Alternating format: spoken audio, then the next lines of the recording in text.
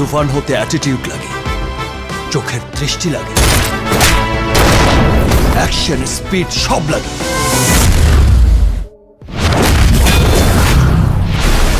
প্রেক্ষাগৃহের পর এবার ওটিটি প্ল্যাটফর্মে মুক্তি পাচ্ছে শাকিব খান অভিনীত তুফান। নির্মাতা রায়হান রাফি পরিচালিত সিনেমাটি চরকি হইচয়ে মুক্তি পাবে। পৃথক দুই সংবাদ বিজ্ঞপ্তিতে এই তথ্য জানিয়েছে প্রতিষ্ঠান দুটি, তবে মুক্তির দিনক্ষণ এখনো প্রকাশ করা হয়নি।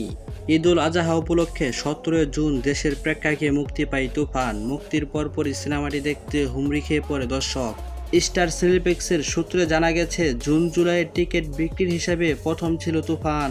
দর্শক চাহিদার কারণে মুক্তির আড়াই মাস পরও সিনেপ্লেক্সে প্রদর্শিত হচ্ছে সিনেমাটি। এতদিন যারা টিকিট না পেয়ে সিনেমাটি দেখতে পারেননি, তারা এবার ঘরে বসে সুবিধাজনক সময়ে দেখে নিতে পারেন তুফান।